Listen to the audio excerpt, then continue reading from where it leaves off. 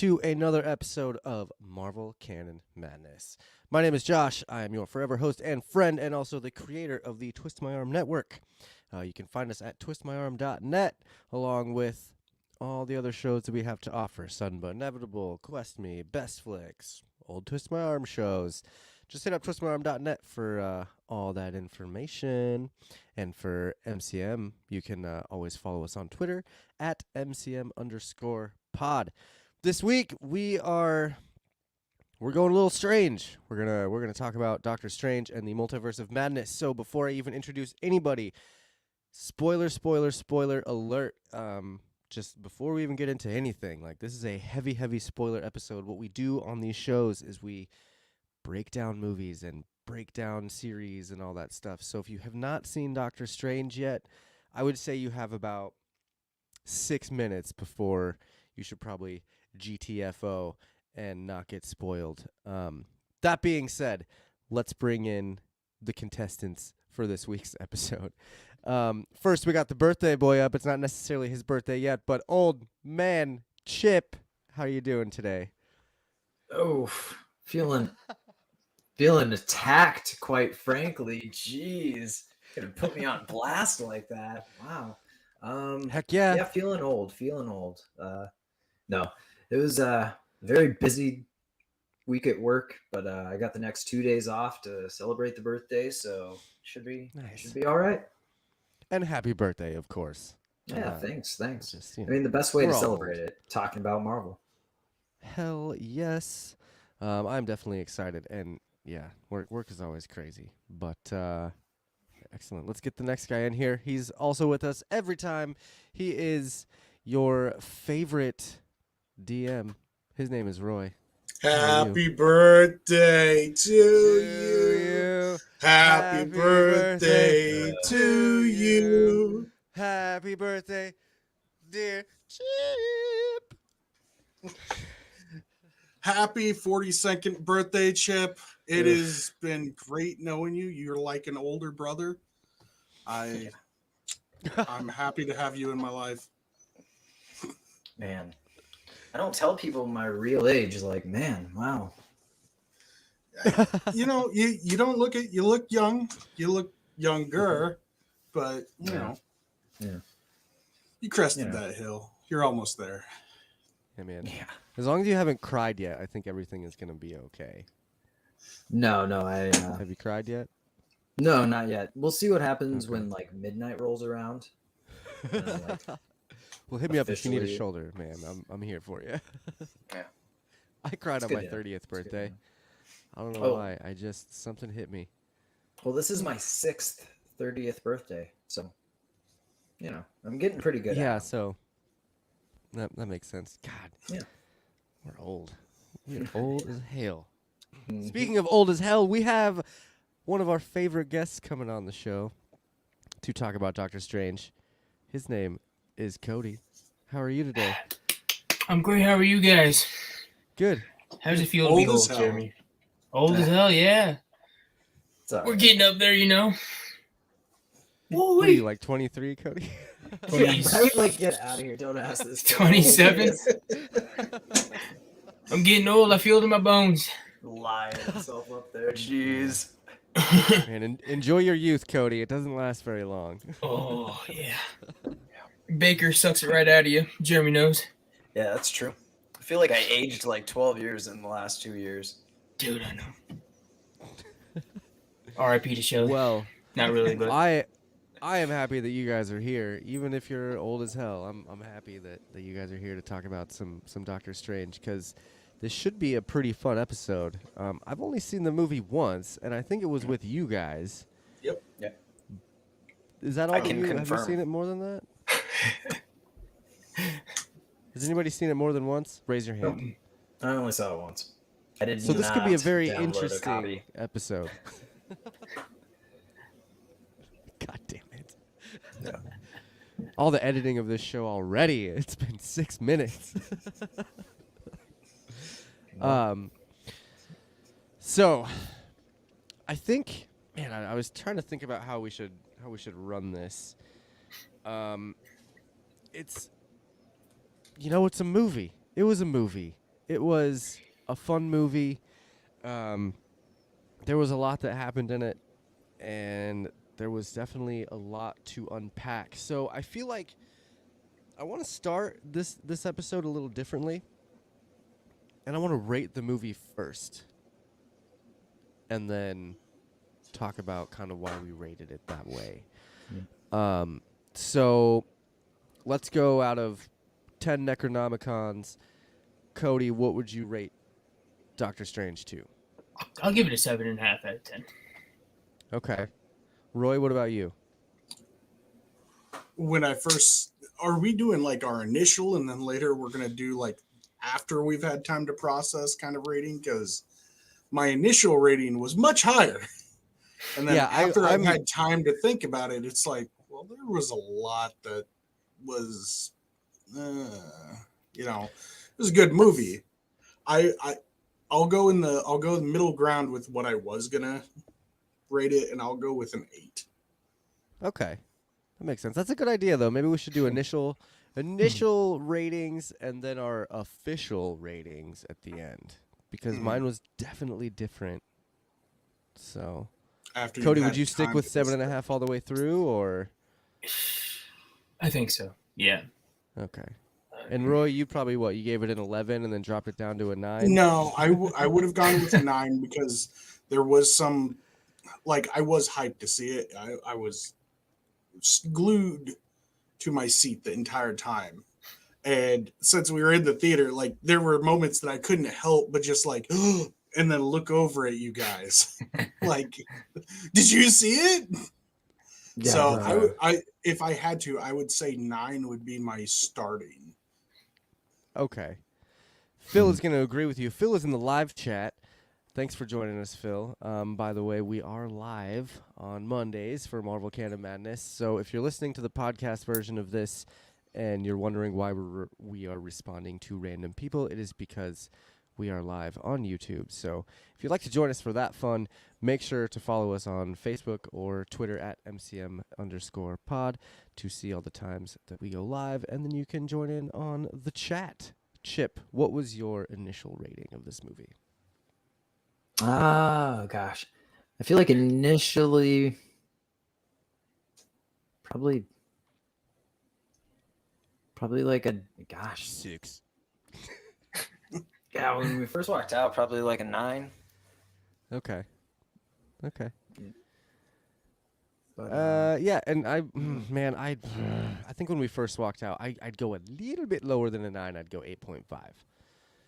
I was really happy with the movie when we walked out of it, but then I like kind of the same thing that happened after I watched Spider-Man. Like, I was like, oh man, that was an awesome movie. And then I got home and I took a shower and I thought about it and I was like, bro, this movie had some like this movie was pointless. This didn't need to be a thing at all. Like, this was like easy solution is easy.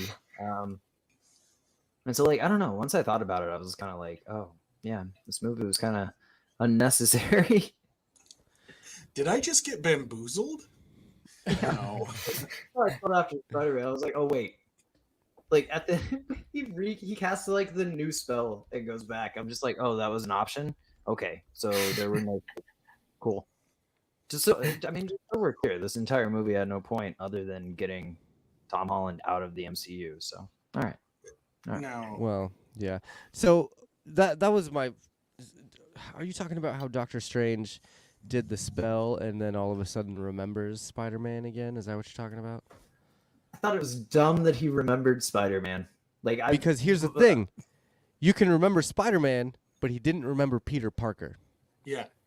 That was the whole point of the spell, was to get rid of Peter Parker, not to get rid of Spider-Man. Touche.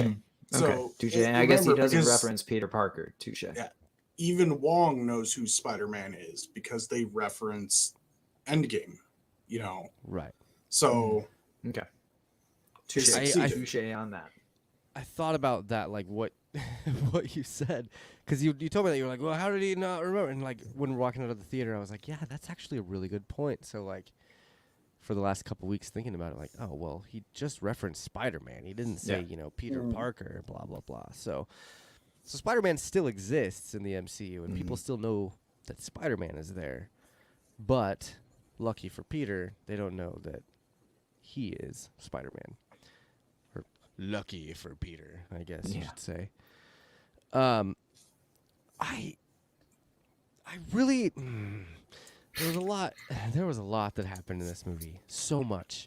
There were some pretty big things that happened in this movie that, like, I remember outside of the theater, we had sat there and discussed who was going to be in the Illuminati. And Roy, I believe you were completely right with every single person that you had guessed.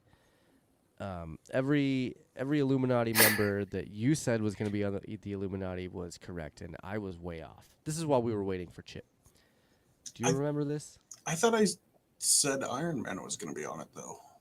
I think that was our, like, 7th member. Okay. That never showed up. Oh, no, I wasn't, because I said a variant of Wanda is probably on there, and that's who's the bad guy. Okay, well, you were right for the most part. I was wrong on all of it. I threw some dumb names in there. I can't believe that I got Black Bolt. I thought that was just like, they're not actually going to bring Anson Mount for this, They're just going to... Man. That was awesome. I feel like I was pretty accurate when we was just doing it were to be a talking about smartass. We were predicting it, and I was like on it. That is definitely a prediction I made. I was like, yeah, boy.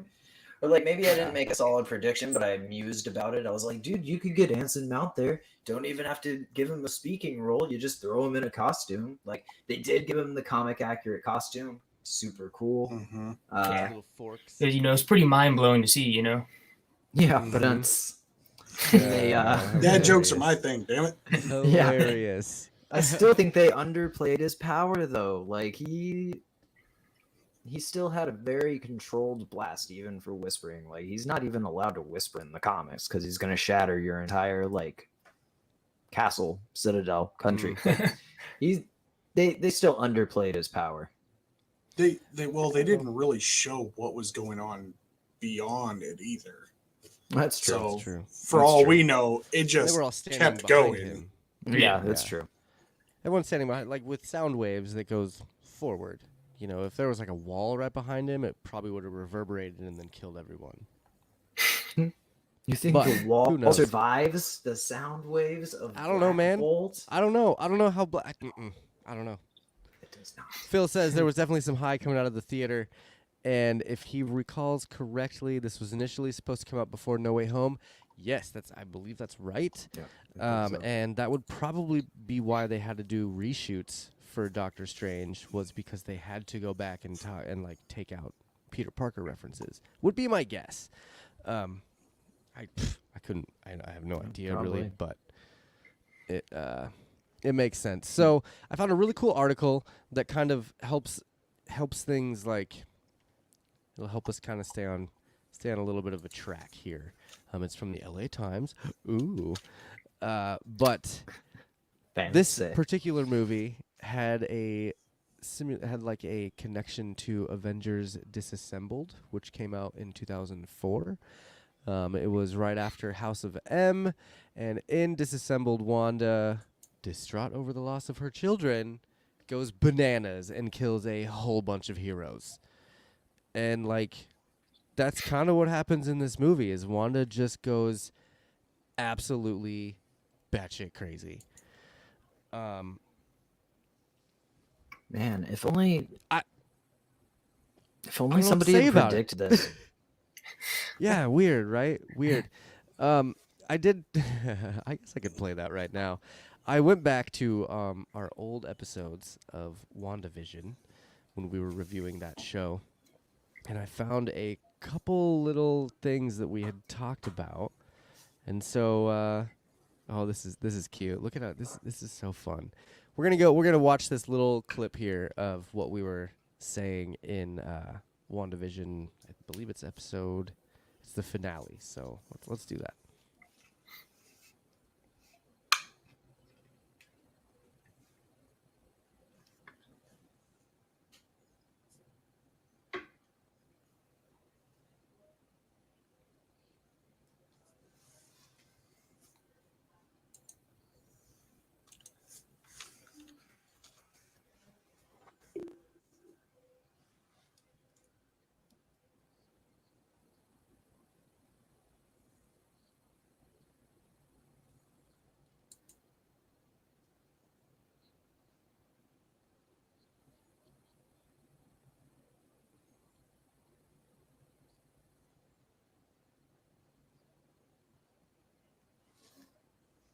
I don't think there's sound.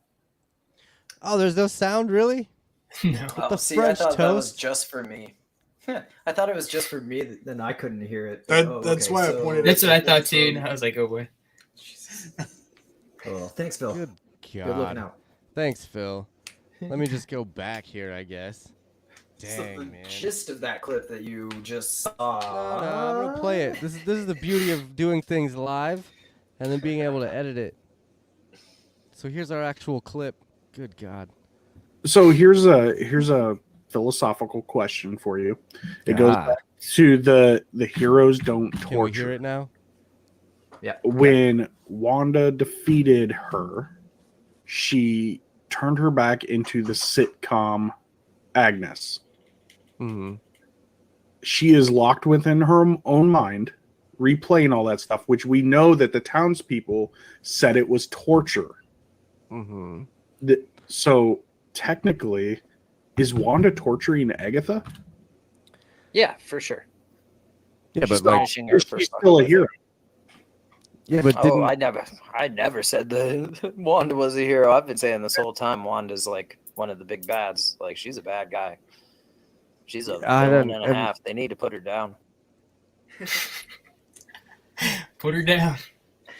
So, I mean, we kind of said that earlier on, like way back a year and a half ago. We talked about how Wanda was probably gonna be some sort of villain. Cody, were you surprised that Wanda was like the actual villain, like the big bad of this movie? Yeah, a little bit, I suppose. I really didn't know that much about Wanda beforehand, but you know, when Doctor Strange was sitting there talking to her at the beginning about Chavez, and then the whole thing kind of like revealed itself, I was like, oh, you know, it was pretty cool though. I don't know. The highs were so high in this movie, but my problem with it was the plot was so flimsy, and I don't know. It was just kind of weird. Like when I was in the movie, it was so cool, and then after the movie, I was like, okay, that's Wait little. a minute. Yeah. Yeah. So, It seems like there needed to be something else kind of driving it, like some other force behind it other than Wanda just wants to have her kids back. Which I guess in the comics it was the same way. Like she went on these rampages because she wanted her kids back. But this one, her kids didn't even exist in this one. It was like she had some sort of like mental breakdown for imaginary things. Yeah. So I let me see if I can find this this other clip here. I believe I got it, and I'm very proud of myself. Came down to. I do fully think that Wanda's gonna be the big villain of the first couple movies. Like she'll be the big villain of Doctor Strange. Yes, called it. And the last part of that clip says they'll probably kill her, which they did, kind of. I guess we didn't necessarily see her die. Man, She the could've off-screen death of a magic user sounds believable to me. Yeah, that's another thing. Do you think that she's gone, or do you think she's gonna come back, Roy? I think she'll come back. I mean, how can they not bring her back now that we know there's a multitude out there? You know, Sure. It might not be the same Wanda. We might get a different version, you know. And we know that Viz, knows about the multiverse too. Well, nothing's to say that once he finishes with his pilgrimage that he's on as White Vision, that he doesn't try and go find Wanda.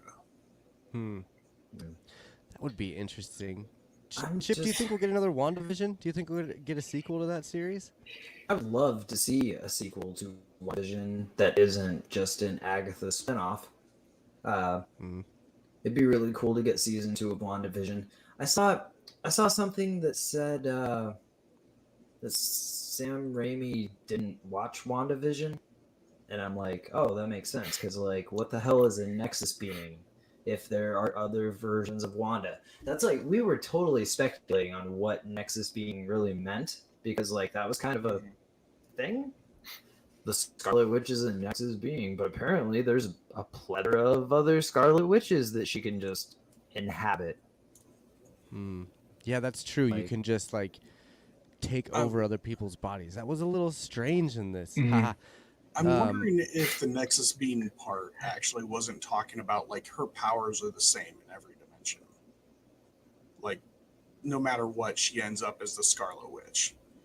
Because I mean, if you think about it, it's not too far off to say there is a universe where Doctor Strange doesn't become Doctor Strange. Because his stuff is taught. It's learned. Maybe there's a different universe where mutants don't exist, so we don't get Wolverine and Cyclops in them. You know, it's just There's Pull a definitely reverse. there's definitely a universe where Doctor Strange was taught to have a healthy fear and respect of motorized vehicles, and so didn't crash his car. I definitely Yeah, you would believe hope that. so. I mean, you would hope. Well, in This- some there's universe, also- his parents didn't drop the ball. Damn. I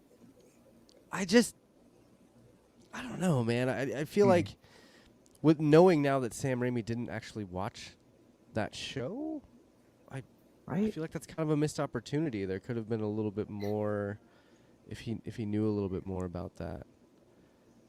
yeah.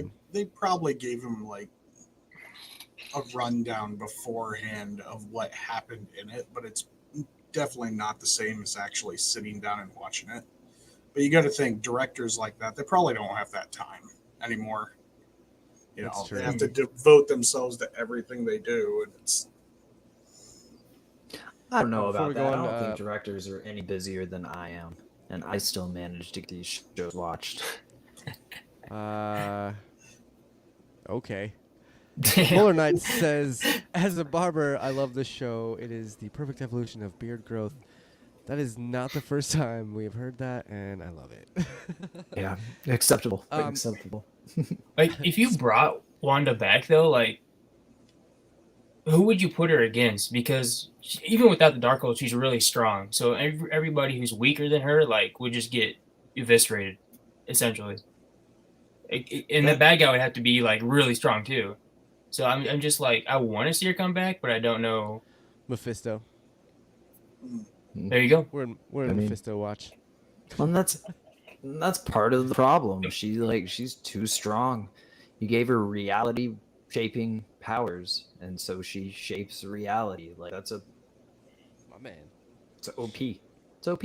OP. Yeah. Didn't Chavez like punch a hole to hell in this movie too? Was that what that was? Like that fiery landscape at like near the I think end? so. I mean, Where was Mephisto? Where was he? well. yeah, see, Something we learned about this too is missed like opportunity. the afterlife is subjective in the Marvel universe because there's so many different versions. Was it hell? It was probably a version of hell because we also saw a different landscape that had bones and everything in it too. Mhm. That was vastly different from the lava-like fields of whatever. For all we Yeah. know, that was Mustafar, you know, from Star Don't Wars. give me hope. Come on, don't give me hope. So Yeah, I want to Wolverine kind of. versus Vader. That wouldn't be a fight. Get out. That'd be a slaughter. Come on now. So I wanted to talk a little bit about Sam Raimi. Like, this is a Sam Raimi movie. Guy who did, Evil Dead. He did the Spider-Man movies. What did you guys think of this? Like, it was pretty much an Evil Dead 3 movie, I feel like. We had the book, the evil book. We had Bruce Campbell with a cursed hand. And we had zombies. Like, it was basically Evil Dead 3. For a Sam Raimi movie, like, did you enjoy it, I guess? I mean, because it was definitely a zombie flick, I feel like, right? I enjoyed it, and I feel really stupid right now because I totally did not make the connection that like his hand was possessed again. Like, Mhm. oh my god, that's even better. That's even better. But I felt like it was a little hammy at times. Like there were a couple jokes that I didn't think fit the tone of the movie. Like you can have jokes in the movie, you can have funny moments, but I felt like a couple of the jokes, and I only saw it once, so I can't remember specifically any of them, but like there were 3 or 4 times where I was just like, that was a little bit of a cheesy line. Like it was kind of a heavy-handed Isn't that kind of joke, Sam like, Raimi's MO though? Yeah, Doesn't he that's just what hit I'm saying. terrible Like cheesy jokes. yeah, that's what I'm saying, and like it felt more out of place. As cheesy as them pizza balls. Food's free in most places. Yeah. Not for the Who pizza was papa. only one that's not. Not for the pizza papa. Yeah, it was definitely like, to me, you could really feel the Raimi stamp on it. Not to mention Danny Elfman was the composer of this movie, Yeah. who's worked a lot with Raimi. So, which I loved that. I didn't even realize it. Like watching the movie, I'm like, wow, this score is pretty cool. It's like, it's a little bippity boppity, and then at the end, I was like, oh, it's Danny Elfman. That's why, because he's that kind of composer that makes those kind of. He uses a lot of horns. He uses a lot of like upbeat staccato things, and it's a lot of fun. And one of my favorite parts of the movie was when they fought with the music notes. Like they had the whole score that they were like throwing notes at each other and stuff. And apparently, a lot of people didn't like that. What did you guys think of the music fight? Cody, let's start with you. I thought it was really good. It was something way different than what Marvel usually does. Right. My only issue was like the other Strange was supposedly super strong because he had that like book or forgot the name, but and then our Strange like pretty much kicked his ass, and it was kind of weird. So I don't know why Strange necessarily needed to fight him. Like I don't know, he just beat his ass through music and then tossed his ass out the window. Like. The only way to beat ass though is this with music. Yeah. But other than that, it was so cool. I really enjoyed that. But unfortunately went to the Fremont Theater, and that was like a car wreck of sounds just in your ear the whole time. But Oh, you poor thing. yeah. Chip, what about you? What did you think about that whole music fight? I enjoyed it when it like was going on. I thought it was interesting.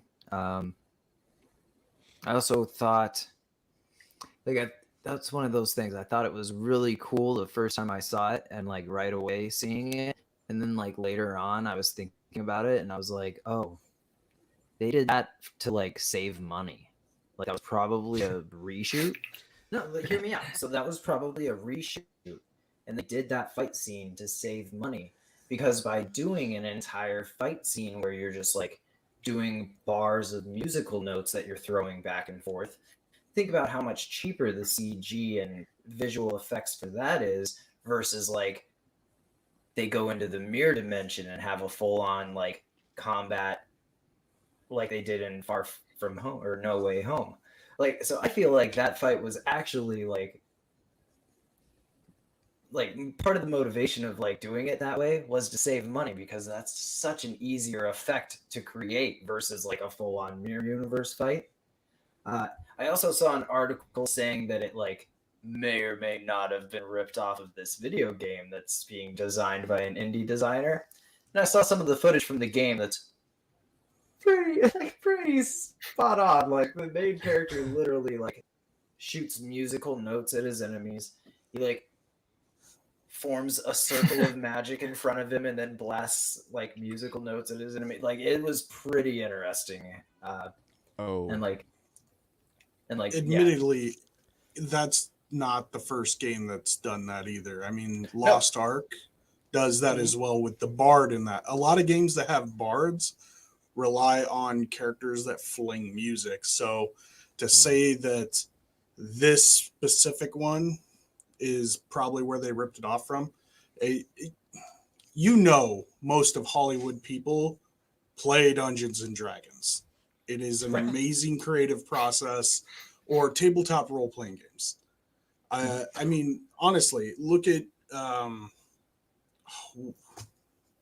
Vince Vaughn plays. John Favreau plays with family. And then you got God, the What? guitarist from Hold on. Rage Did Against you the just Machine. confuse Ben Diesel and Vince Vaughn? No, Oh, Vince I Vaughn did. plays too in I Joe did. I did do Manganiello's that. I messed home game. I was about But to say this guy made a family reference. Like you're talking about Vin family. Diesel. I need Oh. I hope he that plays. That would be so funny. Vince Vaughn. But Have you ever watched any podcast with me on it ever? Totally. I cannot get names right.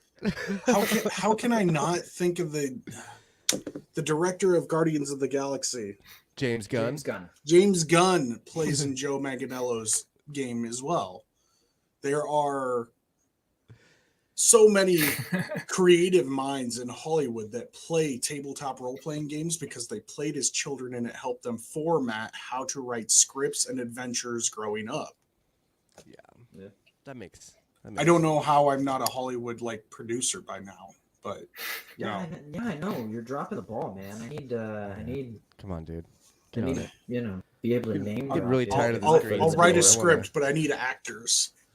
I got you. So You just need me The to first like. step is you got to screw everybody over that you come into contact with. That's first step. Got it. Not gonna be a problem at all. okay, Chip Wikipedia is everything he sees on here. So yeah, Okay, so I have a really big question about this movie. It's one thing that I've kind of wondered since we watched it. Speaking of the musical fight with them throwing Doctor Strange out the window and him just landing on some spikes. This movie was rated PG-13. Do you guys think that was a low rating for this movie, Roy? as a parent, there were a few spots that I would have been. It was a little sus to me, like it snuck it by very well. Particularly the death scenes were a little bit more on the strong side. And then some of the horror aspects they did very well to where it gave even me a jump scare, but I'm normally a jumpy person when it comes to that stuff. I hate horror movies. I think I did But- see you jump a couple times. I jumped a couple times for sure. Like the eyeballs in the water, where Wanda was like looking through the water like it was a mirror. You know, Mm. that Yeah, that was shit creepy. got me. Yeah, She rings There was out the some really, mirror. really creepy things in this show. The eyeball of Cthulhu getting ripped out and just like Mhm. falling. That was at the very beginning. Then you Yeah. had the zombie Doctor Strange that they just, or the first one that Defender Strange, and they just bury him. They're like, yeah, we'll just bury him right there. And then later on, he's a zombie. I mean, you had Scarlet Witch being very, very witchy, jumping, when she, pulling people through mirrors, and like, yeah. When she just- came through the gong, yeah. like busted that thing open, and her like entire body is going full exorcist as she's like. It was like the twisting- Ring. It was like the chick Yeah. in the Ring coming Yeah. through the TV, all creepy like. I think there were parts that pushed it pretty close to what I would have, probably considered R, but at the same time, I don't think it stepped over the hard line. I really don't. Really, even with that Illuminati fight, No, I I don't.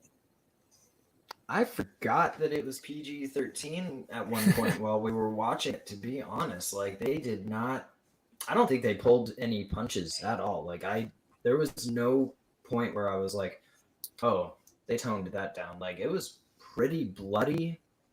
Was it Like- bloody? yeah, I think Black Bolt It was was like the only pretty blood, bloody. wasn't it? I think Black Bolt was the only blood we saw. no, we saw blood with Defender Strange. We saw blood with Strange falling out the window. She No is more like, than blood we see from in any other. Cthulhu. She- No she more than we've seen in unravels- other movies. Yeah, she unravels them into ribbons. We saw Thanos. Mr. and Spaghetti. explodes his head. Cute, She pops cute. his head like a balloon. Yeah, but still, we saw Thanos cube up the other Guardians. It's no For like- different than that. You don't But they were see still him. alive. One of them was for like 30 seconds, and Yeah. it didn't seem like all right. Dude, Wanda had Black Bolt blow his brain through his skull and eyeballs. That was pretty dope. That's pretty And dope. you saw a trickle of blood on his nose. Was it visually disturbing? Yes, but it literally I don't think it was as bad as like it could have been.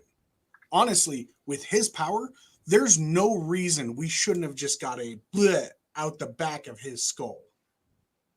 The fact that they toned it down to just balloon out the side of his head a little bit and then cave in, the cave in was probably the most disturbing part of it. Yeah. How it slumped in and then his eyes roll back and he just falls face forward or backwards. It makes the noises too. And then Captain Carter, like, just getting straight cut in half. I mean, like. But they panned away. That was good, though. That was good. Yeah. They That was scrunched deserved. her. Scrunched That was that very zombie. That was so good. They Well- totally panned away from Peggy Carter. Like, you can see for the briefest moment the bottom half fall away, but they immediately get out of it. Like, they took precise care to skirt that line and not show us any of the super graphic. I mean, so would you keep it PG-13 or would you I still would. do R? Okay. I would put it at a PG-13 and probably put a disclaimer at the beginning of it that this PG-13 might be a little more graphic than normal, you know. But I mean, most PG-13s nowadays are getting away with dropping F-bombs and full-on nude scenes. F-bomb. Still, you got nudity in the PG-13s now. Only one set of boobs. Doesn't matter. We got no boobs in this. Can you get? Where were our boobs? Can you get Bush? PG-13 Bush? I don't know about that. Well, I'm asking Josh. He obviously I don't knows think all the rules. I don't think you can do PG-13 Bush. You can do PG-13 butt and boobs. Yeah, see, Okay. even Phil knows they get one F word per PG-13 rating. Yeah, it's we just didn't like even get in an F word episode. in this. It's like Star Wars Episode 3. Where would you drop the one F-bomb that you got the chance to drop for that PG-13 movie? And it's definitely with Samuel L. Jackson. Somewhere. Somewhere. And Probably when I he's mean, flying out the window, just fuck. I feel like with this movie, we got Sam Raimi basically going, okay, so I got one F word and one boobs. Can I give you both of those and get a decollapsed head? You know. Fair trade. I like Phil's. I have the effing high ground. I'll take it. And it's probably true. They probably took out the, because I would assume that an F-bomb, and there's like a scale, right? An MPAA scale that they check things off with. And if you hit all the boxes, you get an R. If you hit a certain amount of boxes, you get a PG-13. And so with them not having boobs and not having F-bombs, there's probably a little extra leeway to have a little more disturbing content. Like, say, Doctor Strange with half a face.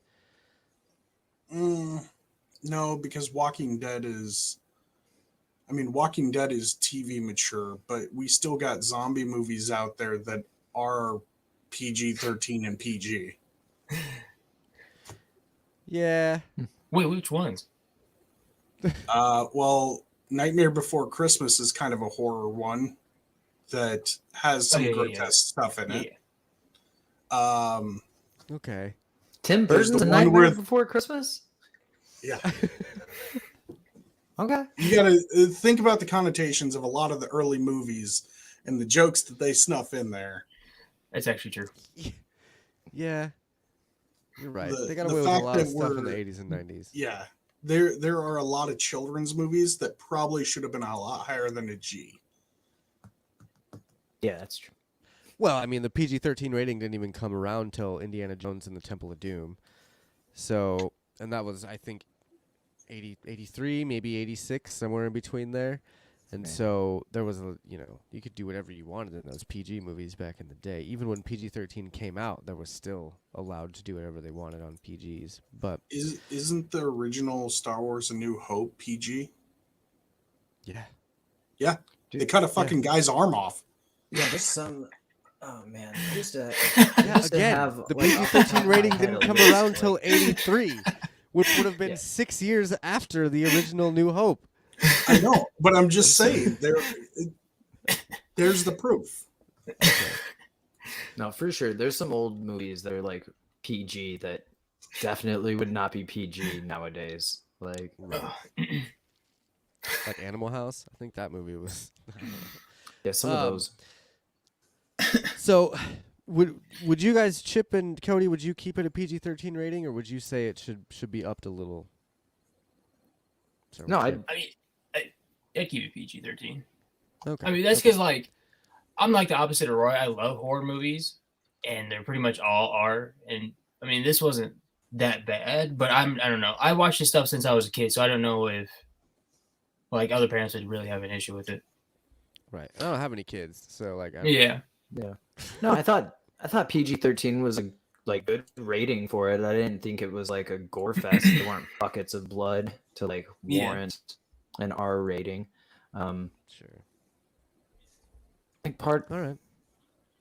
I think part of Fun it's the fact, situations too. Like the R ratings are earned from like really uncomfortable scenes of violence. Like you can have some violence, but like it's when you start like dipping into some of that extra trauma, that's when it's like, let's give it that higher rating. Like, Yeah, that's a good point too. The Phil in the chat says he realism thinks is a the level factor of- in the rating and the grotesqueness. Yes. Yep. It's not Deadpool, so makes sense. So we talked briefly about the Illuminati dying, but let's talk briefly about the Illuminati in general. How freaking cool was it to see like the what if versions of our favorite characters with the X-Men Xavier, like the 90s X-Men cartoon Xavier in live action, and John Krasinski as Mr. Fantastic. I mean, we've been wanting that for years. Like, fans have been clamoring for Krasinski to be Mr. Fantastic forever, and he finally came into it. Now, the issue with it is, like we just discussed, all of them are dead. So, were you guys upset about that fact? The fact that like you go into this other universe, you see all these characters, you're super excited, and they all die. Like, does that upset you, or are you indifferent? Let's start with Cody. Like, I don't know. I'm not really upset with it necessarily. I'm just like, I'm kind of over like the good guys always have to like put a stop to violence with their words. Like, if Doctor Strange came in and he was trying to get like some type of power so he can defeat Scarlet Witch, and I'm Black Bolt, as soon as I see Scarlet Witch, I'm blowing her away. I'm not gonna sit there and like have someone else talk for me. And most of all, like Krasinski just gave away Black Bolt's power. He pretty much snitched on him and then just died. I mean, it was pretty ironic for him for being like the smartest man in the universe. But it was really cool seeing those characters, and Xavier got like the crap end of the stick, so RIP to him. Yeah. Although like Mordo was kind of an idiot too, I'm not gonna lie. Mordo. Yeah, no, Mordo. I was really stoked to see them, and I do not care that they died because they are not my Illuminati. So yeah, if they were 616 Wait a minute, not your versions- Illuminati. Sorry, I just had to sneeze like 8 times. I swear to God, I'm still sneezing. But not your Illuminati. What do you mean by not your Illuminati? Well, if they were 616 versions of those characters, I would probably feel some sort of affect. But because they're not 616 Illuminati, and they were talking about like incursions, which are like actually what I've like mentioned a couple times from the comics that have the Illuminati destroying other universes to save our own. I'm kind of like, yeah, get rid of that other Illuminati. It's going to make it easier for us. Because our Illuminati is going to have to start murking off entire universes pretty soon because incursions are a thing. And they're going to start happening after what we just did, you know. Yeah. Look, I mean, season 2 our is going to get just unfathomably crazy. Yeah. So stoked. How many universes did we affect in some way, shape, or form? We killed 3 different Stranges. They said that Wasn't one universe already dead though? Because that one Strange. It still died in whatever that hub is with the Book of the Vishanti. Yeah. You know, it died in the hub of the multiverse, basically. Yeah. Which is still kind of like, how does that exist with all the TVA stuff that was explained. Mm. It definitely raises a lot of questions, but we just took out some of the most powerful figures in a universe and left it without heroes, their strongest heroes. Our Stephen Strange or our Wanda is no better than Thanos now. She just pops in and murks them all, and because she wants something. Mm-hmm. And it's not even like a just cause either. She's just being selfish about it.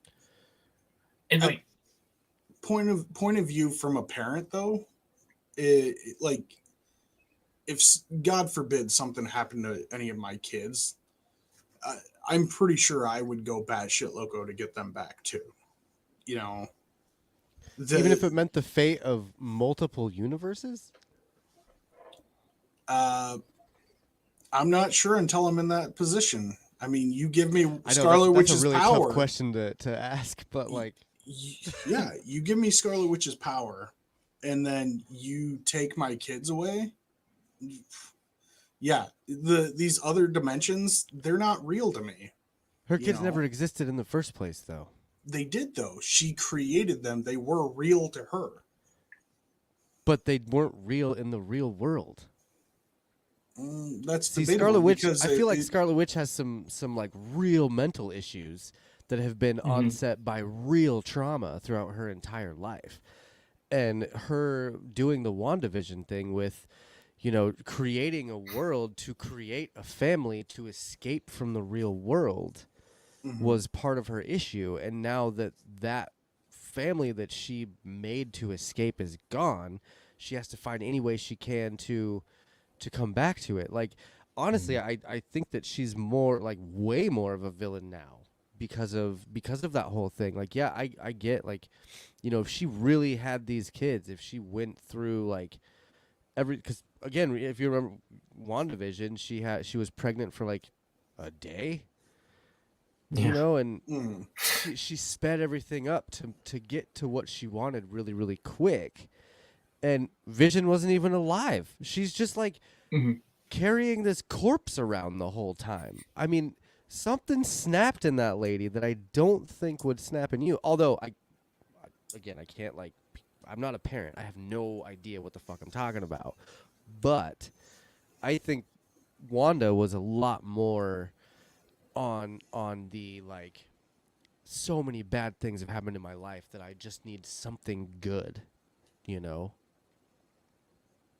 And Phil said you don't know what you would do for your kids until you're in that situation, which, again, I can't speak for parents. I have no idea. But seeing this and seeing what Wanda did to get those kids, I don't think she was genuine in her, like, feelings. Does that make sense? Yeah. It was an escapism more of It was I feel like built it's just on more escaping life instead of built on love. Yeah, she was like chasing a high almost. Yeah. Like, it was just maybe. But at the same time, her powers can manipulate and alter reality. So technically, they were real because she created them. Would they have stuck around after the bubble went away, though? They potentially probably could have. She didn't have the Darkhold at that point, or a real understanding of her power. If she had had the power when creating those hexes, I'm pretty sure that stuff would have became permanent. Well, hopefully we get a season 2, because I would love to know if that actually could come to, like, some sort of fruition. But I don't mean to, like, downplay parents and, like, kids and stuff. I wanted to get, like, a perspective before I gave my perspective. Oh, you're fine. You're fine. It is heartbreaking, though. Her story is so heartbreaking, and, like, in some ways throughout this movie, you're like, okay, I can kind of feel for you, but then at the same time, you're like, man, you just killed Professor X, and you deserve to die. So, man, they did Professor X dirty. Yeah, like, talk about that a little bit. What did you think about that whole scene? Like, Professor X getting done the way he did, and Mr. Fantastic getting done the way he did. Mr. Spaghetti. Mr. Spaghetti. Yeah. Honestly, like, I'm just mad. Like, Peggy Carter is in the Illuminati. Like, and it kind of stems from my like dislike for Captain America too. Like, they're both so weak compared to the other ones. It was, I don't know. Like, I feel like it was a wasted spot, and they could have just tossed someone else in there. Anybody else, honestly. Yeah, dude. It would have been a lot better. The whole time, it's like, but why? Yeah. And she waits till the end and goes after Wanda alone. Like, you're gonna. Like, she tries to get that 1v1. Like, what are you doing? Did you not just watch Captain Marvel get trounced? Like, you think you're gonna do something? Like, God. See, and I think that's the difference between Peggy and Steve. Well, Steve doesn't have that kind of power. I think Steve makes up for it in the ability to actually lead people. I don't think he would have let Reed make that mistake or let that stuff happen. He would have, had the foresight to be like, okay, this is a power that we can't probably contend with. How are we going to do this? Before they just go into an open room to fight it. Mm-hmm. Steve is a leader. He knows how to, how to build momentum on other people's strengths and build them into a cohesive unit. That's Steve Rogers' superpower effectively. Forget the strength and everything else. He inspires people. So kind of like you, Roy. Thank you. I feel like Peggy doesn't have that. Peggy was literally just a soldier that wanted to be more than just a woman behind a desk, and that's not speaking to the 1950s politics. It's just that's what she is. It's more of kind of a feminist movement to empower women, which I'm all for empowering women, but they played her like an idiot in the movie. Agreed. Yeah, I feel like the better move in that situation is to dip out and gather a new team to fight her. Mm-hmm. Yeah. Yeah, I don't know. Wanda was just so powerful in that moment. She was on a rampage. Holy cow. Wanda's too strong. Like, I don't know. So Cap's just not on that power level. Question. Do you think that's why they kind of got rid of Wanda, quote unquote, because she's too strong for this universe? Well, if they did that, they have to get rid of Miss Marvel.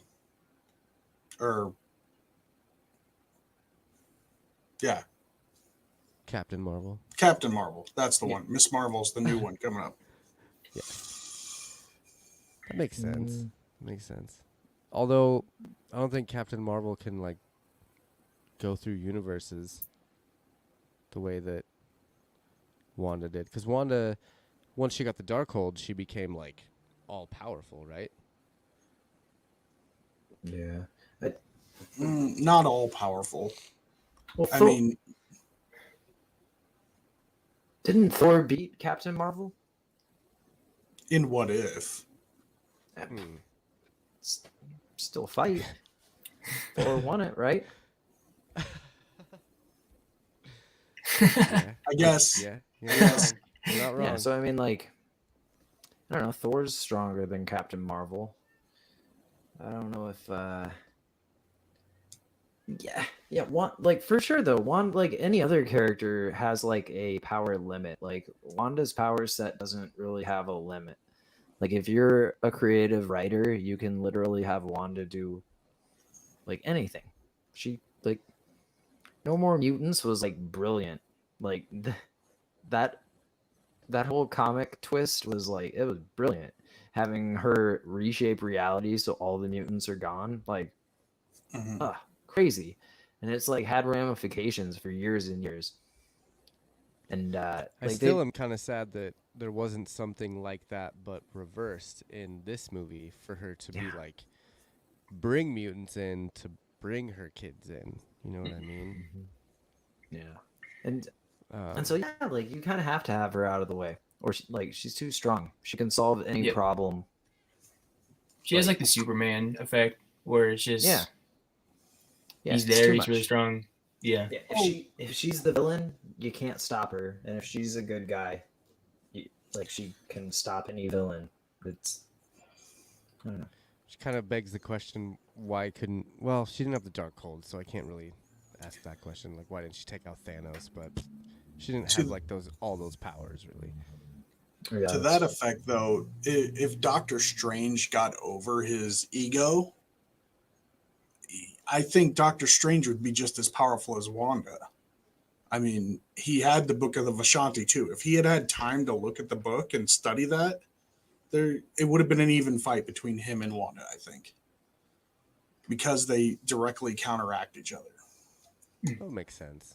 That makes sense. Yeah. So, what did you guys think of America Chavez? Her character and actor and all that stuff. Chip, let's start with you. I liked her. Thought she did a good job. She I don't know, the America Chavez in the comics is like a little more of a badass, like personality wise. Like they did a great job capturing like the aesthetic and like the powers. Like did a really good job. I just feel like in the comics, America was more of a badass. She was like a very like take no bullshit like. But I mean, if you're running from something that you clearly can't fight against, you're not gonna have that chip on your shoulder at the same time. So I mean, I see them not characterizing her that way, but like in the comics, she's definitely more of a badass ball buster. But yeah, they did a good job with her. I liked her. I like the actress. I'm excited to see her come back in Young Avengers. Phil says she was well cast and can't wait to see where she goes from here. She will grow into a badass role. Young Avengers is kind of on the horizon, isn't it? Mm-hmm. I hope so. It's gotta be. We've got so many pieces on the board now. Yeah. We're gonna have Miss Marvel by the end of this June. We now have America Chavez. We have Hawkeye, Kate little Bishop. Hawkeye, Kate Bishop. We have the Patriot. Lad. Yeah. I don't remember his name. Not Patriot. It's for sure Patriot. And we have Iron Lad because Kang is a thing, and Iron Lad is Kang. Billy and Tommy. Wow. Like we have Kid Loki. all of them, dude. Cassie Lang, Kid Loki, like Black all Widow. the pieces. I feel like you probably splash. You mix the two teams. You have the Young Avengers and you have the all new, all different Avengers. So you mix and match between those two. So you get your Miss Marvel, you get your Miles Morales, because we still haven't had a Miles.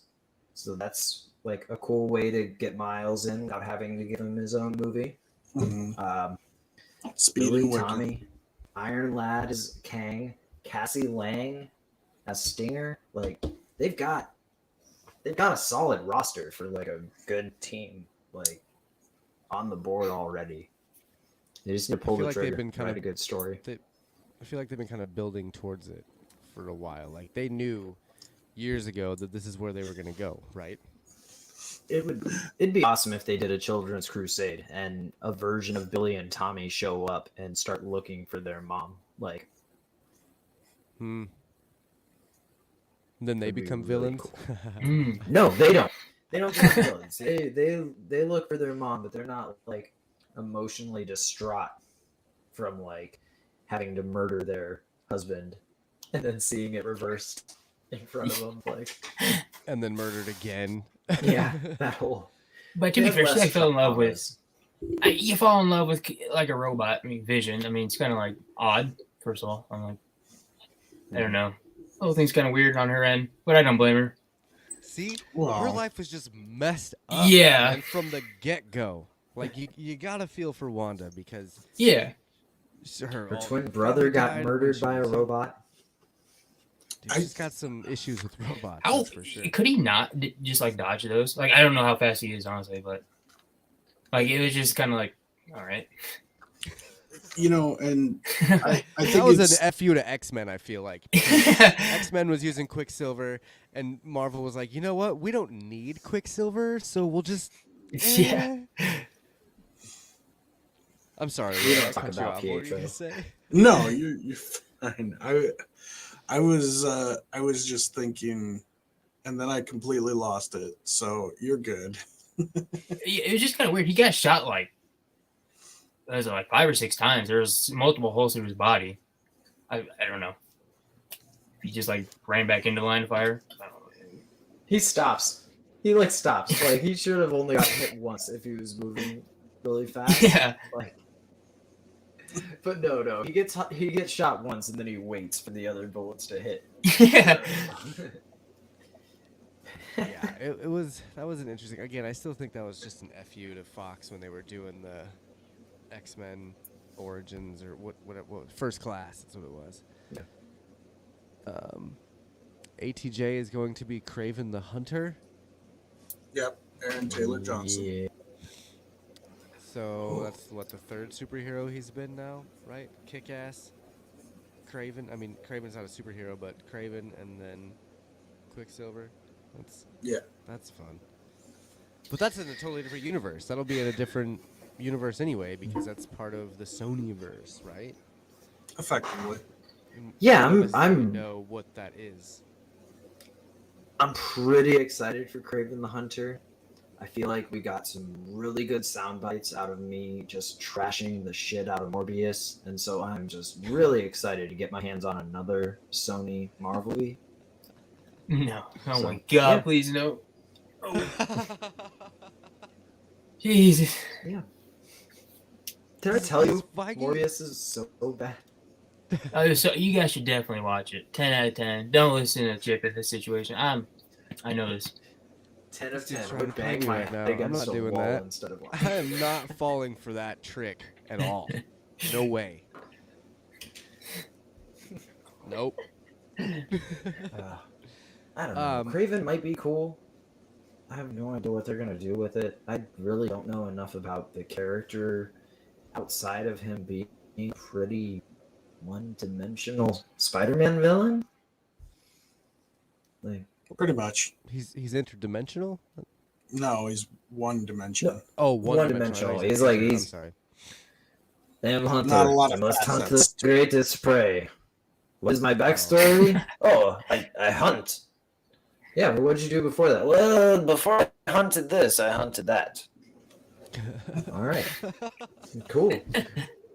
It's like, I don't know. I want to Yeah, see and like it a Marvel movie with like two big bad guys in it once. I just want to see it happen.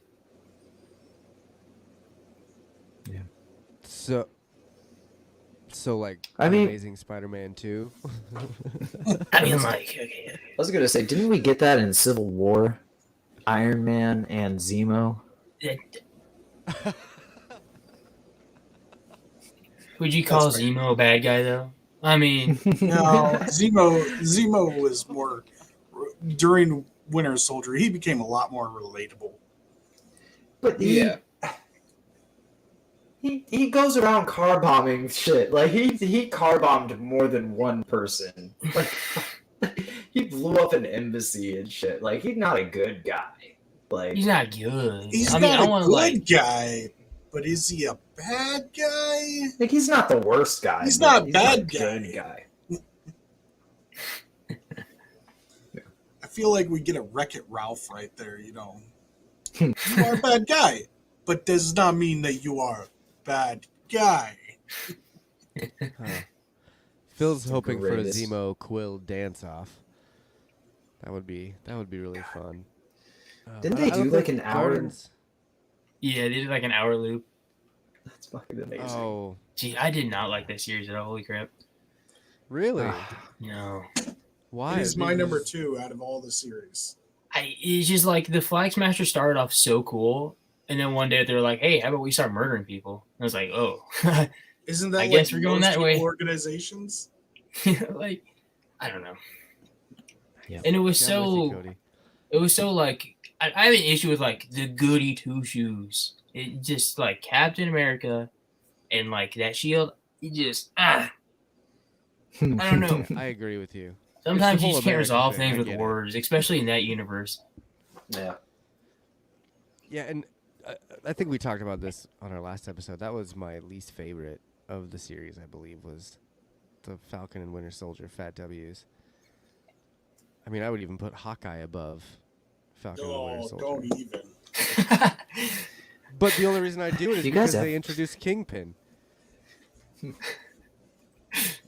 You know, they're bringing him, my boy Vincent, into the universe, and then, you know, with that whole Daredevil series, which, by the way, they're starting a new season of that on Disney Plus, which is a direct continuation of the Netflix series, which is I've been saying it on Twitter for months. Whoever didn't believe me, it's a big middle finger to you, bud, because I knew as soon as Disney got Daredevil back, they were going to immediately start bringing those characters into the universe and making new shows, because you can't let that go. No, they had magic with that series. The only series out of those that I was not extremely thrilled with was the Iron Fist one. I mean, it was okay. It was okay. And It wasn't great. It's only because of Danny Rand and that actor. It was like his first ever acting gig. No, it wasn't. He was in Game of Thrones as well. Oh, okay. That counts. Did he die in the only episode he was in? No, he was in a few episodes before he died. Who was he in Game of Thrones? He was one of the Tyrells. He was the gay brother to the queen. Oh, okay. The one that was sleeping with Renly Baratheon. Renly Baratheon, yeah. He was the Knight of Flowers. Okay, cool. Okay. Loras Well, Tyrell. All right. Phil agrees. All right. Finn Jones wasn't the best casting. Iron Fist struggled, which is true. Mhm. Yeah, Loras. I think Iron Fist got hit by being too slow. Like, they dropped the ball, and like Arrow did the exact same thing, but like they did it first and they did it better. Like, I think the first season of Arrow and the first season of Iron Fist are like the exact same show, but Arrow was better. Way better. It's like the only time I'll say a DC thing did something better. Like, I don't know. The first 3 seasons of Arrow was incredible. Anything after that just kind of went downhill, but I really enjoyed that. And I think you're absolutely right. I saw a lot of similarities between Arrow and Iron Fist. But I also think that Iron Fist might have suffered from a little bit of Marvel fatigue, which I kind of think that Doctor Strange 2 is starting to be the beginning of some Marvel Studios fatigue. Like, you know, I've talked to a lot of people that haven't even seen Spider-Man yet, haven't watched, you know, Moon Knight, haven't seen Doctor Strange, and it's just because they're like, well, there's just too much to keep up with. I don't know how to do it. Like, people were telling me a couple years ago that Star Wars was getting some fatigue, but man, the amount of stuff that Marvel has put out way trumps Star Wars. Are you guys getting that effect at all? Are you guys feeling any sort of Marvel fatigue? Cody, you look like you're shaking your head real hard over there. Like, I don't know, that break after Endgame was so nice. It was just a long, silent period where I don't have to like keep up with anything. I could go on Reddit, spoiler free. Let's go. And like, I don't know. And then like this, I think the change up to this like the 6-episode series was really nice. Change of pace too, because then I don't have to like necessarily keep up with it. I guess, and I can just watch it at my own pace. And you don't have to feeling any. Sorry, sorry. No, you're fine. Go ahead. Are you feeling any fatigue at all?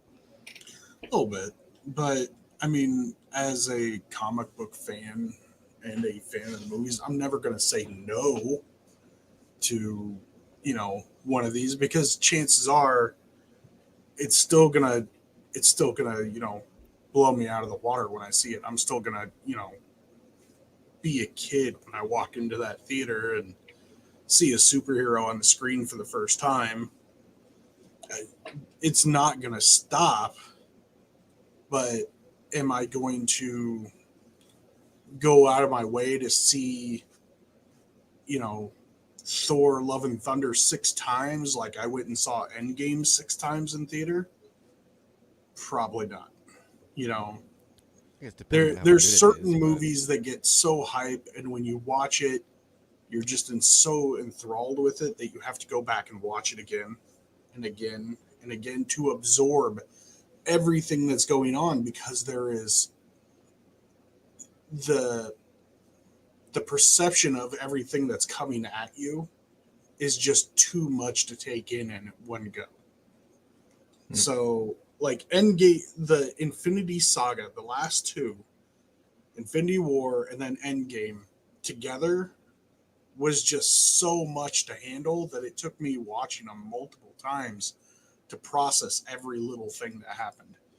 You know, the first time was like, wow, this is a masterpiece, you know, and then go back and watch it again and you're like, okay, I'm starting to understand things a little bit more that are happening and I'm picking out more comic book references. So am I getting fatigued at the rate they're going?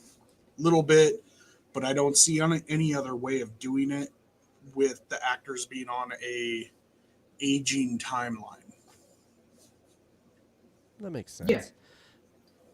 Phil brings up a really good point, saying that the biggest issue with Marvel's Phase 4 is the lack of a single thread tying everything together so far. I do think, was there... I mean, I guess the Avengers was kind of a single thread, but I don't think Thanos was really a big thing for a few years in Phase 1, right? Like, there wasn't that Infinity Saga thread until we really saw Age of Ultron. And Thanos popped in and took the gauntlet. Phase 1 was like... Sorry, go ahead, Roy. We saw him at the end of Avengers. Right. But we didn't know it was going to be a complete, like, Infinity Saga until we get to, like, to see him getting the gauntlet and saying, you know, I'm going to do this myself and get all the stones and stuff. So it's very possible that right now we're getting all the groundwork still. Like, I mean, Phase 4 just started, what, last year with WandaVision? Yeah. So you think that... I think that's where the fatigue kind of comes in, because with Phase 1 and 2, we were only getting 1, maybe 2 movies a year. How many series have we had and movies in the last year of Phase 4? You know, it's been a lot. Granted, I think a couple of them were not set in this actual phase, but still the amount of products we've gotten, the amount of properties we've seen is kind of bringing in that problem with the lack of a single thread. I still think that Kang is that thread. Kang is that one piece of, like, one hint that gives us a look into what they're going to be doing more. Kang and the Eternals. I always bring up the Eternals again because the Eternals brought in Celestials, right?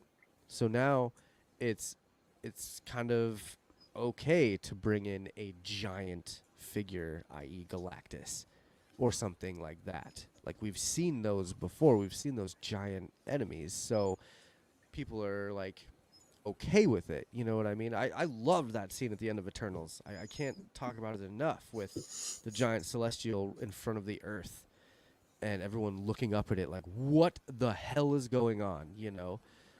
And it was kind of, to me, it looked a lot like what it would look like if Galactus was there. And so then that single thread, just like Phase 1 through 3, that one underlying thread was Loki, right? Because he's the one that was working with Thanos first. He's the one that introduced us to stones. He's the one that kind of brought us to Thanos and the Infinity Saga. So why wouldn't Kang be that Loki of this phase, you know, this story, bringing in that single piece of thread? Maybe he's working with Galactus somehow to control the timelines, to control the multiverse. And we just have no idea yet because we've only seen that one part. But because we've had so many properties, we're expecting more. Just like when we stay for the end of Doctor Strange, watch through all the credits, expecting some badass end credit scene, and we just get Bruce Campbell, you know, saying his hand is better or whatever. So it's finally over.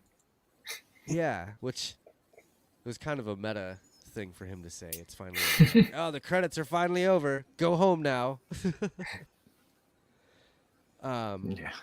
Phil says he expects the big bad guy for this phase to be Kang, but it's hard to see if some stuff will connect there or be showing up in Phase 5. Bruce Campbell, but it was a great gag. So that I think that the groundwork is coming. I thought we were going to get a little bit more of the big story with Doctor Strange. Like I thought we were going to get a little bit more insight on what was going on in like the grand scheme of things. Granted, it is the multiverse. That's a pretty big deal, and we got to see a bunch of different universes, which is another big deal. We got the 616 mentioned. We got the 838 mentioned. So, and they went through numerous other universes. So there's kind of a thing. And then we still got Thor and that Ant-Man Quantum Mania coming out that could connect a lot more things. So at this point, I think people are starting to get fatigued a little bit, but I personally think it's all going to be worth it in the end. I think they're building towards what might be some of the greatest superhero stories we've seen since, Endgame and stuff, obviously. I mean, they got to do something to top those, right? Yeah. Oh, it's coming. I think the fatigue I'm getting is less in the form of the quantity that they're giving us, but it's like it's starting to feel like every movie the stakes are so high that it's starting to feel low stakes. Like every single outing is like, oh, the universes might end. Like, oh, the universe might end. And it's like, that's cool every now and then. Like, I feel like it's cool to have like an Avengers movie every phase, but like part of the cool thing with Marvel is that they're all independent properties. Like, you don't have to have a cameo in every single movie. Like, you can just make a movie that doesn't have to touch every other movie you've made. And I feel like they need to get back to that. Like, give us a couple movies that aren't like, oh, the universe might end, or like it's gonna feed into this one. Like, sometimes heroes just have to go out and crack a bank robber's skull. Like, I don't know. Amen. Go for it, Roy. We did get movies like that this phase, though, and shows like that. We got Hawkeye. World wasn't going to end in that. We got Falcon and Winter Soldier. World wasn't going to end in that.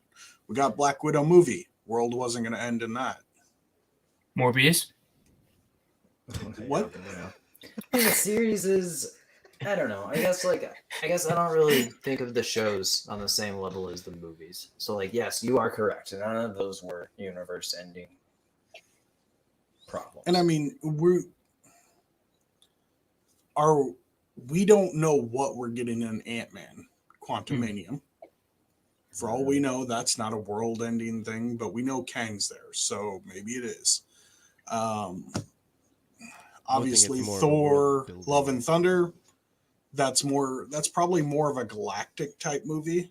It's probably not going to have any real bearance on Midgard itself, but in the same theme, yeah, it's probably going to be a galaxy, ending kind of movie.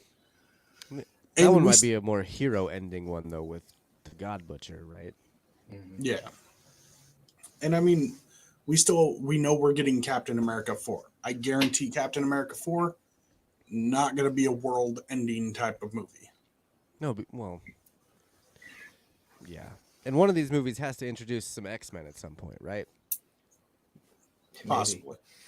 And maybe. Fantastic Four. I mean, we got introduced in Doctor Strange to our favorite Professor X. He even did the mind thing where the little circles came out. That was like one of my favorite scenes of Doctor Strange. He also did the point. Yeah. Yeah. It's great. It's like, why do you have to point? Just think. Also, Black Panther 2. Probably not going to be a world-ending movie. When does that one come out? I forgot about that one. No, that's November, phase 4, so it's this year. Yeah, I think it's the end of the year. I mean, technically that could be world-ending if, like, Atlantis re-emerges and floods the world or something like that. But if the Titan or the Eternal didn't flood the world coming up out of the sea like it did, I doubt anything's going to flood the world. No, that's a So it good says point. it's- Yeah, like I doubt that's gonna be like a big earth-shattering one. Yeah. Honestly, Says I it's just don't money want is gonna like be on.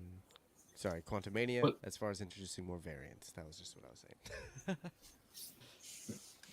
Go for it, Cody. I just don't want 80 trailers per movie because I don't know who was in charge for this Doctor Strange one, but every day was like a minute trailer. Like, oh They did drop a lot of trailers Jesus. for this movie. I think it was one of the, besides Endgame, I think this might have been a movie with the most trailers. God, for me. yeah. It was a lot. I thought I was going crazy at one point. I was like, okay, I've seen it, but it would say like new. And I was like, Jesus Christ. Whereas And then I would it's- have to watch it it's because literally I have no them self just- control. It's just them re-editing different slides in. It's like it's all the same slides. We're gonna put minute marker 15 over here after this to make them think that it's later in the movie. Look at how they edited this one together. Yeah, that was a little rough for sure. So we had a really cool introduction. Speaking of introducing characters, we got introduced to what was her name at the end? Chip. I think it's Clea, wasn't it? Yeah, Clea. And who is that exactly? She is a love interest of Doctor Strange, I think. She's definitely a character in the Doctor Strange comics. Like the journey into mystery and amazing fantasy and all that stuff. She's The been niece of around for quite a Dormammu. while. The niece of Dormammu. Okay, that's interesting. Okay. Wait, what? So didn't know she's a big deal then, basically. Mm.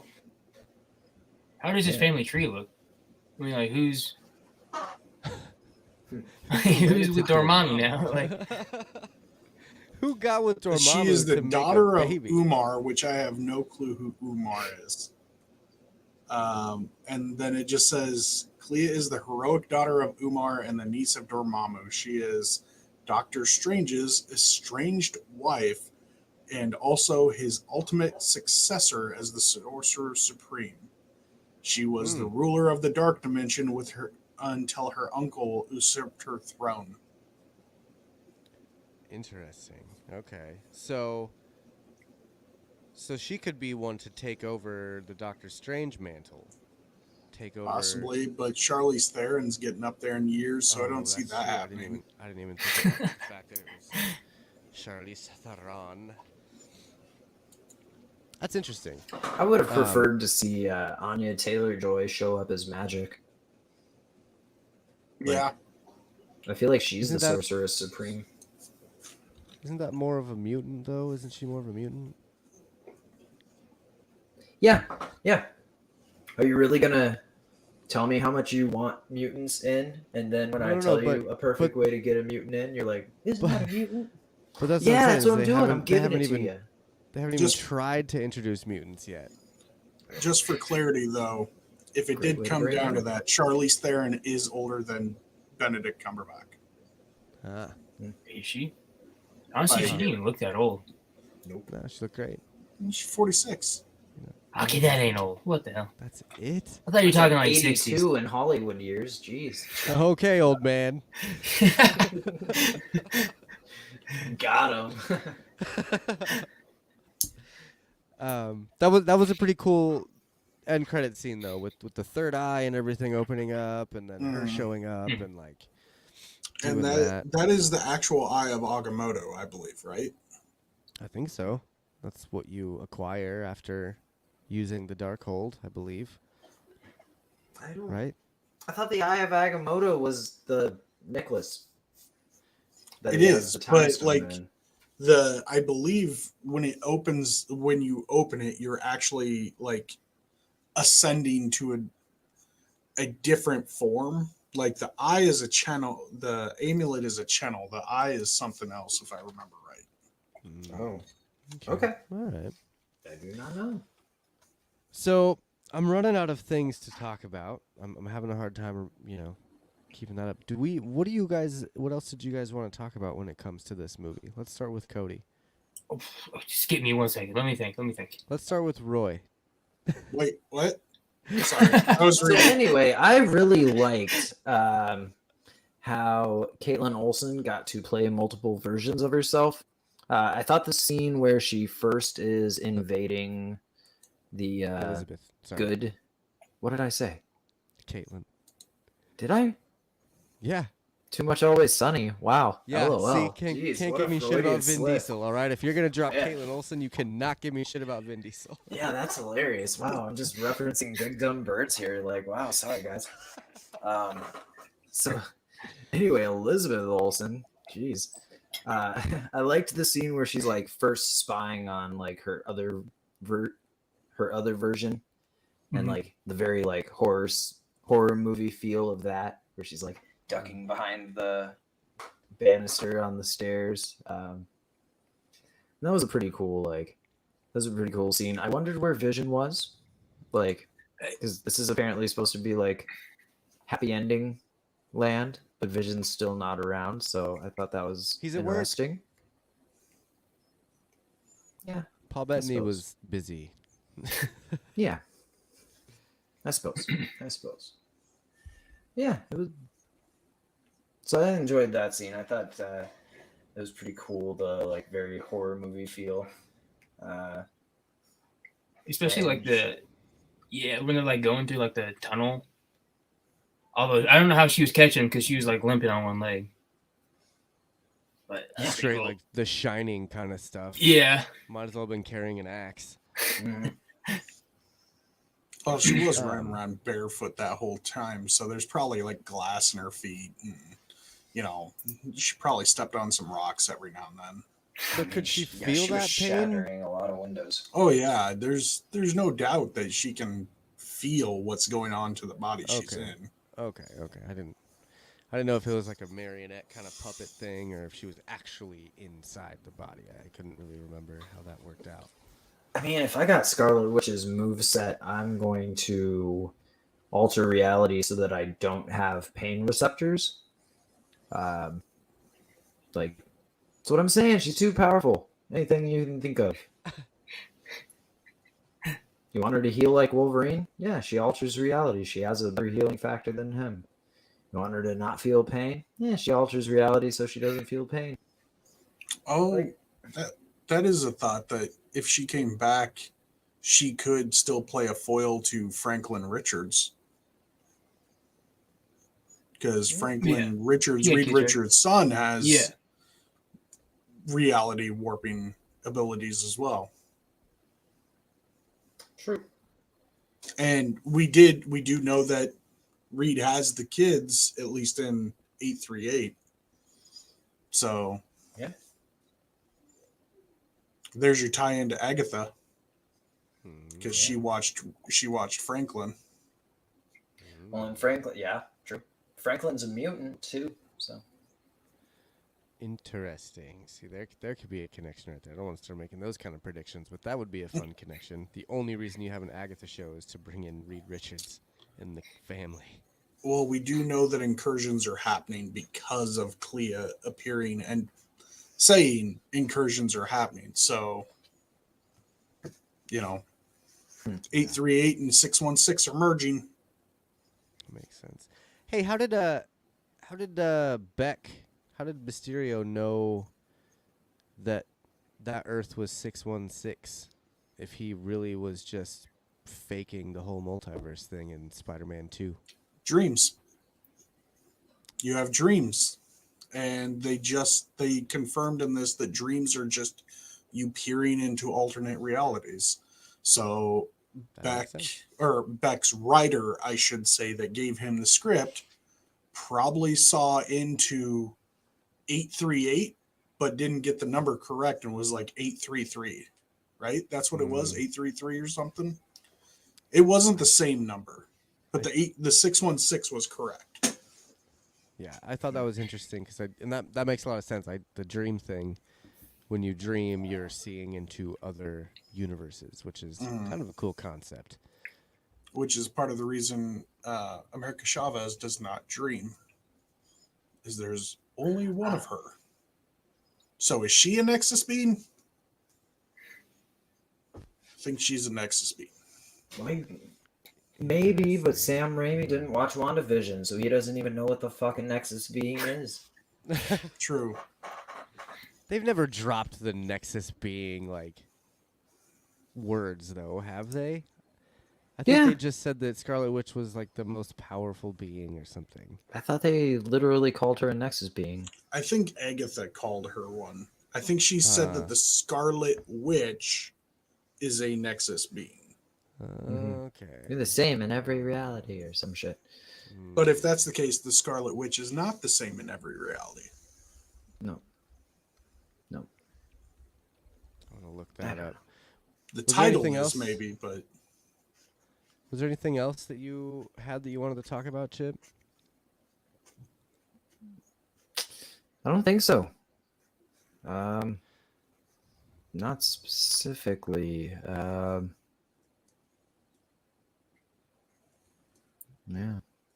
No, nothing specific.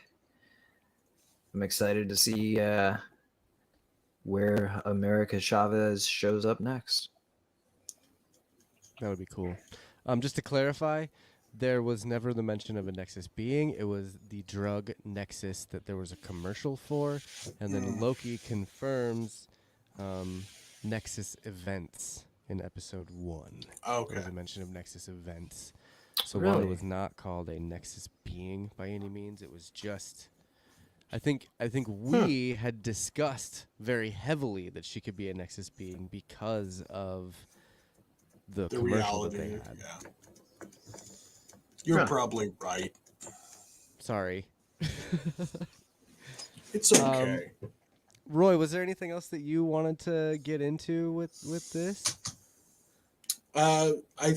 I think at the end of the day, I give the movie, after actually sitting down thinking about it, probably an 8.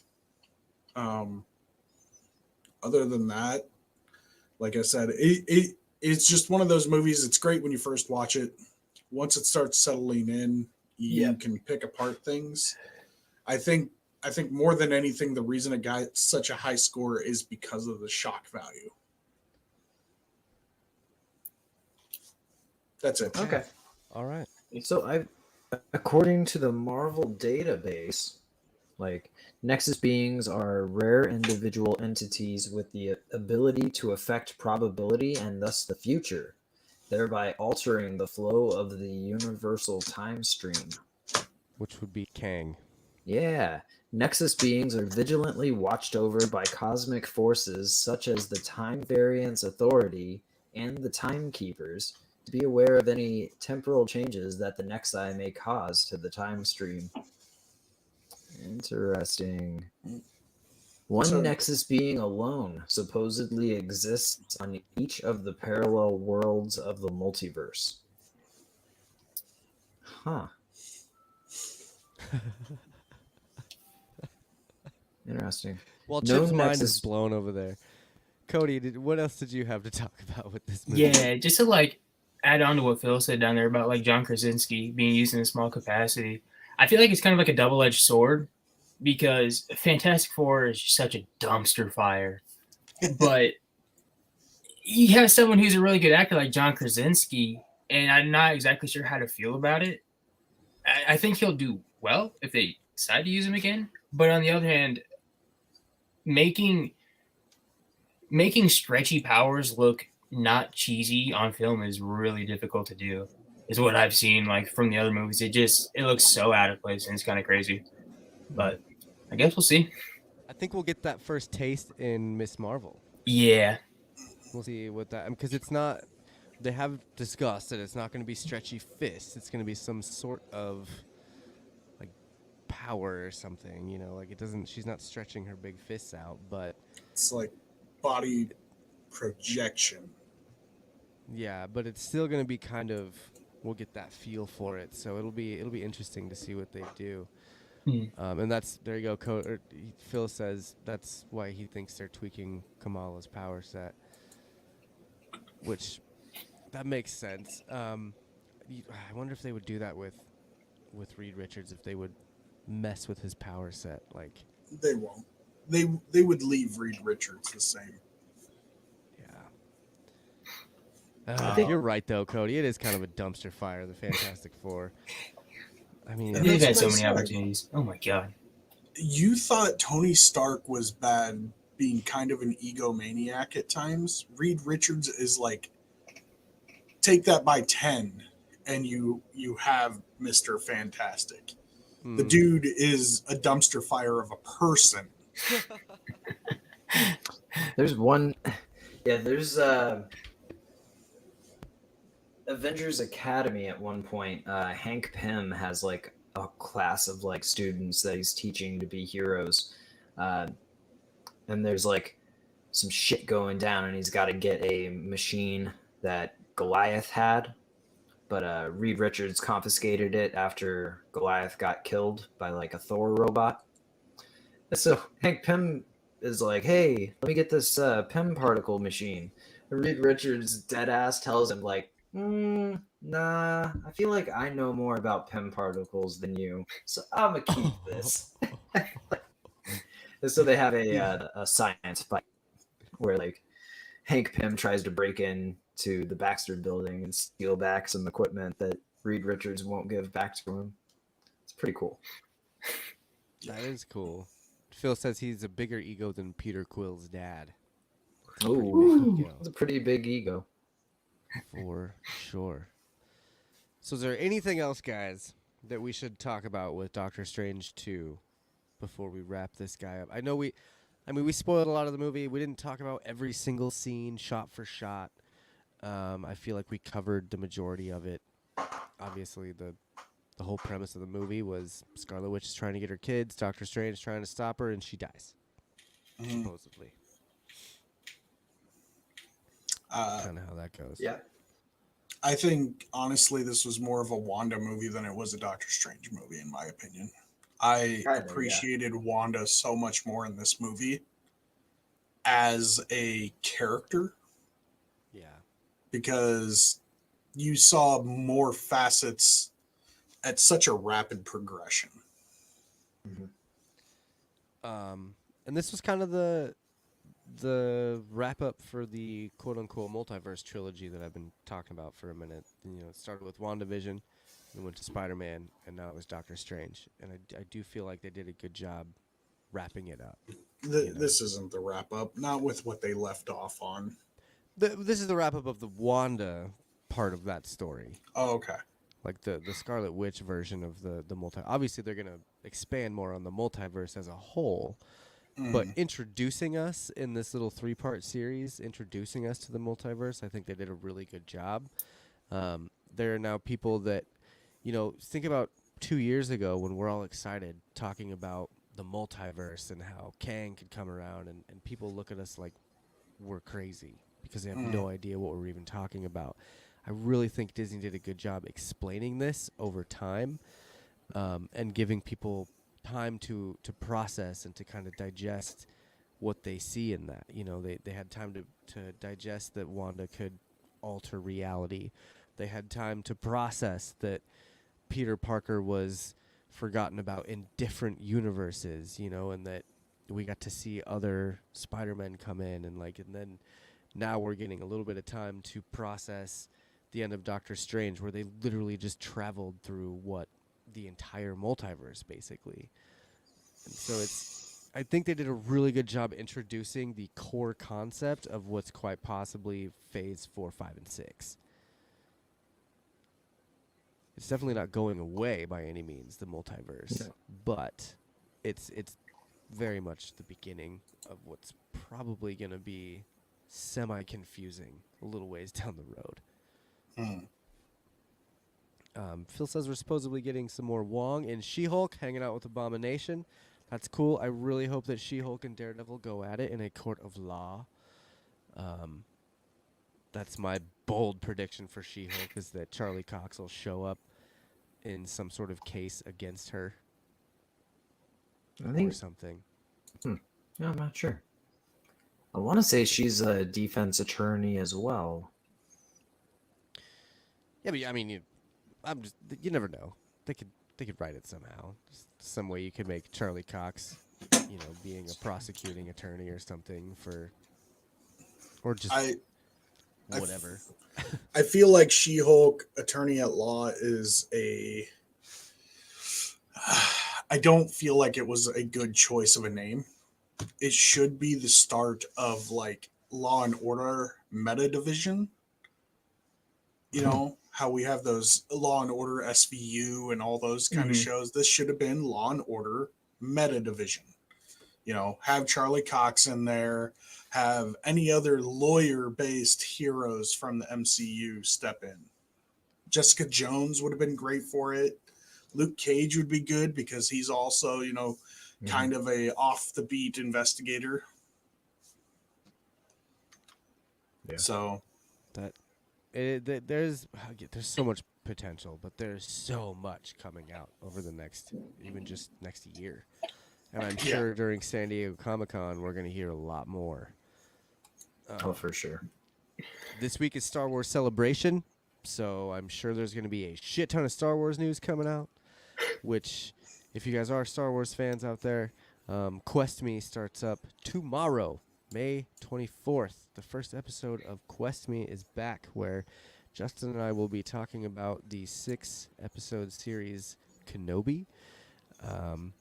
And then we're going to go on to another really fun series starring Justin, me, and our good friend Phil. So we'll have more information about that later on. But if you would like to follow us, get to us on Twitter at QuestMeTMA. If you want to follow me personally, you can at TwistMyArmcast.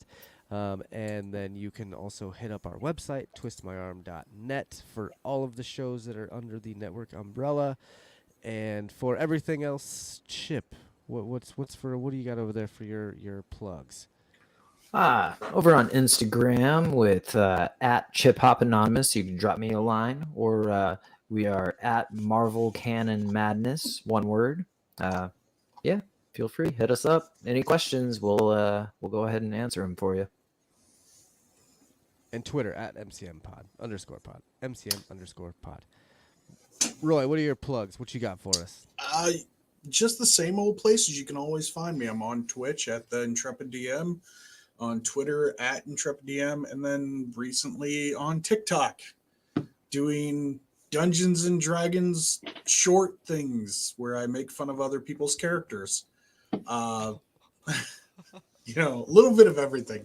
But yeah, and then obviously the Intrepid DM Journeys is on a little bit of a hiatus right now, but I plan on getting it back up and running. I just, you know, I'm taking a little bit of break, got too much on the plate. So that's it. It's kind of hard to line up people too. It's understandable. Yeah, it can definitely be a challenge. I know Cody likes to stay a ghost in the wind. So I'm actually the old man out of this group. I'm behind the times. I don't have all that tech. MySpace. I was actually going to ask what TikTok was, but I didn't know until my 13-year-old showed me.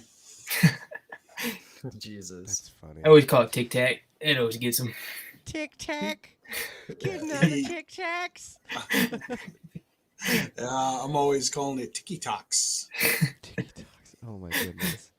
Twist My Arm has a TikTok, but I don't tick or talk, so whatever. The clock act. Find Cody on Friendster. That's me. Yeah, I still have the old MSN Messenger got going on. Nice. Nice. That's Chip beautiful. also forgot that you can find him on Grindr as well as on Chip. Whoa, Chip! Damn. That is not me. So like if you find somebody on Grindr at Chip Hop Anonymous, just know it's not me you're chatting at. So I mean, you know, don't steer him down catfish way, Roy. Jeez. But continue to get to our message listeners him. in trouble.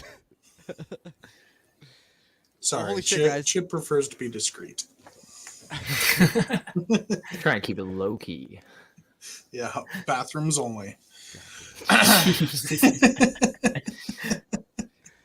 Well, this has been a really fun discussion. I'm sure we'll talk more about Doctor Strange and Wanda in the future.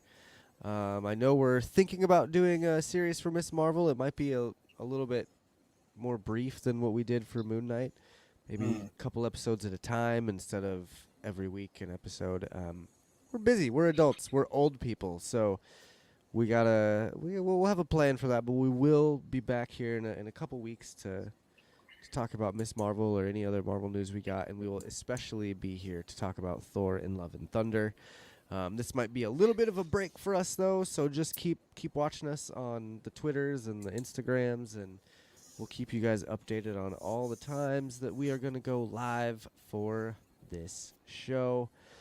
I think that's good. Let's do a little sign off. We'll start with me, and then go Cody, and then Roy, and then Chip. So for Marvel Canon Madness, I have been your host, Josh. I'm Cody. I'm Roy. And I'm Chip. And we will talk at you guys